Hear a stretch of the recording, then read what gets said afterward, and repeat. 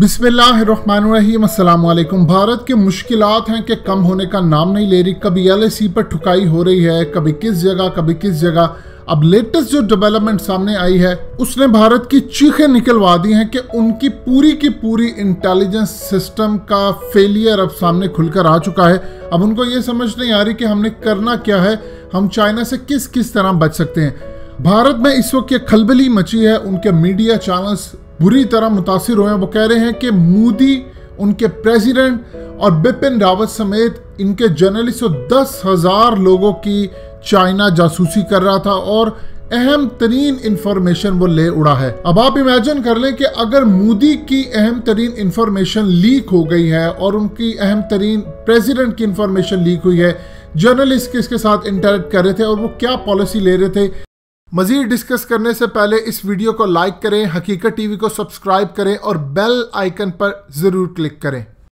क्या वो डिक्टेशन ले रहे थे किसी से कि अब ये हमने प्रोपेगेंडा करना, अब ये करना है। इसीलिए हालिया चाइना ने कहा है कि अपने मीडिया को लगाम दो, क्योंकि एडवांस सारी की सारी इंफॉर्मेशन चाइना के पास पहले से मौजूद होती है। ये जरा आप इंडियन मीडिया का क्लिप सुनिए, फिर आपको अंदाजा होगा कि भारत के अंदर इस वक्त सूरत हाल क्या चल रही है। वो चीख रहे हैं कि हमारे तो एंकरों की इंफॉर्मेशन सारी उठाकर न्यूज रूम तक से इंफॉर्मेशन ले गए, हमारे घरों में घुस चुके हैं, हम अब डिजिटल डिवाइसेस इस्तेमाल नहीं कर सकते। यानी कहां से चाइना हमारी जासूसी कर रहा है। ये जरा आप क्लिप सुनिएगा उनका। चीन की जासूसी का हमने आपको बताया भंडाफोड़ हुआ है, जिसमें 10,000 ऐसे नाम हैं। प्रधानमंत्री से लेकर के राष्ट्रपति से लेकर चीफ ऑफ डिफेंस स्टाफ, तमाम लोगों की जासूसी करवाई जा रही थी। चीन ने भारत के खिलाफ अब ये जासूसी की साजिश रची है। चीन भारत के प्रधानमंत्री नरेंद्र मोदी और राष्ट्रपति रामनाथ कोविंद की जासूसी करवा रहा है।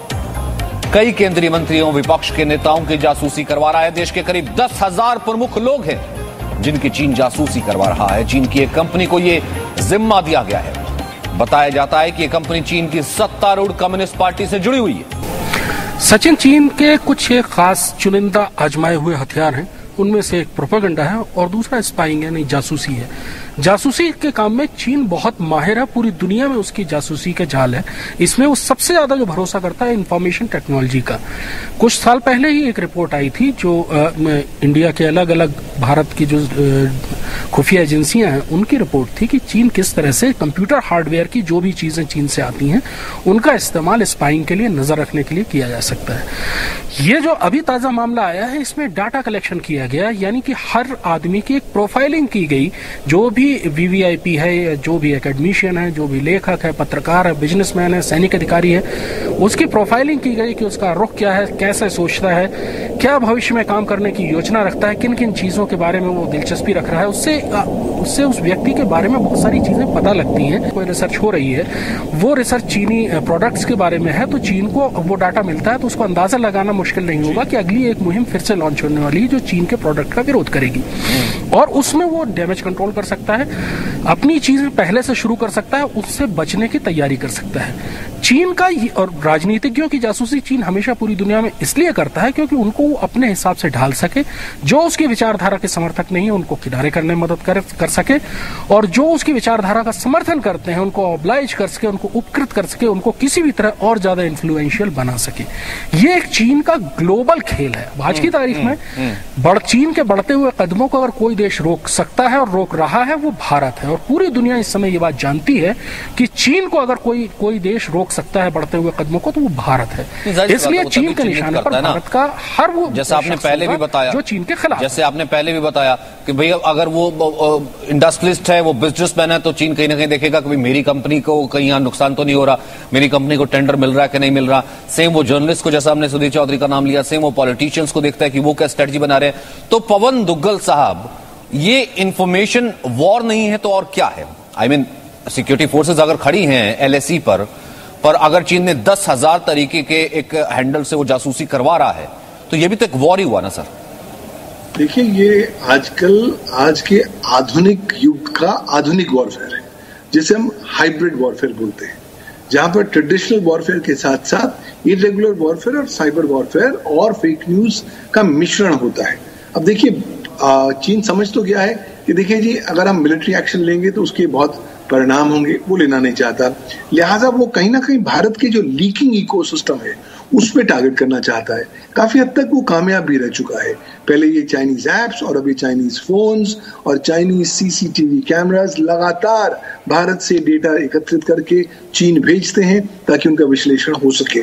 और अब ये जो इंडियन इन्फ्लुएंसर्स को टारगेट कर रहा है, ये जो 10,000 लोगों की लिस्ट है, उसका स्पष्ट उद्देश्य बहुत क्लियर है कि हम कहीं ना कहीं हर वो इन्फ्लुएंसर के मेटा डेटा के माध्यम से ये जानना चाहते हैं कि ये क्या सोच उभर के आ रही है, किस तरीके से ये इम्पैक्ट कर रहे हैं। लेकिन महत्वपूर्ण बात यह है कि क्या भारत इस चुनौती को डील करने के लिए तैयार है। मेरे अनुसार हमें बहुत काम करने की आवश्यकता है, क्योंकि हमने बहुत सारी चीजें फॉर ग्रांटेड ले रखी है। हम लोगों को विश्वास करते हैं उनकी शक्ल पर, भूल जाते हैं कि आज लोग दो दुगले होते हैं और चेहरा कुछ और पीठ में कुछ और होता है। तो मुझे लगता है कि अगर भारत अब इस तरह की डिजिटल सर्वेलेंस को रोकने के लिए ठोस कारगर कदम उठाए, साइबर सुरक्षा कानून लेकर आए, साइबर सुरक्षा प्रणाली को सशक्त करे और लोगों में ज्यादा जागरूकता फैलाए। क्योंकि देखिए, अगर हर इन्फ्लुएंसर को पता लग जाए कि चीन उनको टारगेट कर रहा है, तो वो अपनी डिजिटल जो गतिविधियां हैं उसको थोड़े संभाल के करेंगे और इस तरीके से करेंगे ताकि भारत के जो मंसूबे हैं वो उन तक ना पहुंच सके। तो मुझे लगता है होलिस्टिक अप्रोच की जरूरत है।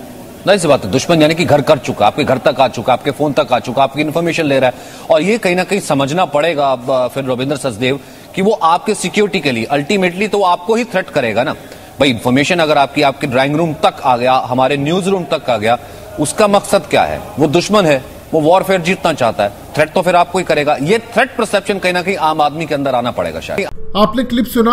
अब देखिए, भारत को इस वक्त सबसे ज्यादा खदशा ये है कि एक तरफ चाइना ने हालिया दोबारा कहा है कि जब 1962 के अंदर आप लोगों ने लड़ाई हमसे की थी, तब हम एक कुदरती आफात से लड़ रहे थे, उसके बावजूद हमने भारत को वो सबक सिखाया कि वो सारी जिंदगी याद रखेंगे। अब है 2020, सारी दुनिया की इकोनॉमी बर्बाद होगी, उसके बावजूद चाइना की इकोनॉमी फिर भी स्टेबल है। इस सूरत हाल के अंदर अगर इंडिया हमसे लड़ाई करने की कोशिश करता है तो उसके साथ वो इबरतनाक हाल होगा कि उसको शायद अंदाजा नहीं, वो भूल जाएगा कि 1962 में हमने उसके साथ क्या किया था जब हम कमजोर थे। अब 2020 में हम बहुत ज्यादा मजबूत हैं, तो सोचिए हम भारत का क्या हाल कर सकते हैं। असल में चाइना को इस बात का अच्छी तरह इदराक है कि उसका जो नेटवर्क है जासूसी का वो कहाँ तक है। वो जब चाहे मोदी की इंफॉर्मेशन निकाल सकते हैं, जब चाहे वो उनके प्रेसिडेंट बिपिन रावत, इसीलिए तो उनको तमाम की तमाम इंफॉर्मेशन थी। लेकिन बावजूद इसके तमाम उनकी टेक्निकल इंफॉर्मेशन इंटेलिजेंस होने के बावजूद उनको रिलाय करना पड़ता है सेंसिटिव इशू के लिए, जो ख़ास तौर पर इंडिया के मामले के अंदर हो, पाकिस्तान पर। क्योंकि पाकिस्तान की इंटेलिजेंस एजेंसी की ह्यूमन इंटेलिजेंस बहुत ज़्यादा मजबूत है और अल्हम्दुलिल्लाह इसी वजह से हमारी इतनी ज़्यादा इंटेलिजेंस इंफॉर्मेशन ज़बरदस्त होती है कि हमें 27 फरवरी को पता था कि बिपिन रावत कहाँ पर छुपा हुआ है। इसीलिए हमने हॉटलाइन पर उनको कहा था कि आप इसको निकाल कर ले जाएं। उसके बाद भारत के अंदर कई जगह पर कोर्ट मार्शल किया गया, कई लोगों को निकाला गया कि पाकिस्तान तक एग्जैक्ट लोकेशन कैसे पहुंची। इवन के निकालने के बाद इनकी ये सूरत हाल है कि गैल्वन वैली और उसके अलावा पूरी तरह लद्दाख में जहां पर चाइना ने हमला करना था, बावजूद इसके कि उस वक्त चाइना बहुत ज़्यादा तकलीफ में था। पूरी दुनिया के अंदर उन्होंने अपना मुल्क शट डाउन किया था, लोगों की उंगलियां उठ रही थी। लेकिन जब उन्होंने पाकिस्तान से इन्फॉर्मेशन मांगी कि अगर आप हमें एक्यूरेट इन्फॉर्मेशन देंगे तो हम इंडिया के इलाकों पर कब्जा कर लेंगे, और पाकिस्तान ने फिर वो इन्फॉर्मेशन प्रोवाइड की। और इस सूरत हाल में आज देख लीजिए कई हजार स्क्वायर किलोमीटर का इलाका इस वक्त इंडिया के हाथ से निकल चुका है। अब इंडिया को ये समझ नहीं आ रही कि हम कहां जाकर उनका मुकाबला करें, क्योंकि अब तो वो मोदी और बिपिन रावत तक की जासूसी कर बैठे हैं, तो बाकी हम कैसे मुकाबला करेंगे। दोस्तों, हकीकत टीवी को सब्सक्राइब करना मत भूलिए, वीडियो को लाइक करें, शेयर करें और कमेंट सेक्शन में अपनी राय का इजहार जरूर करें।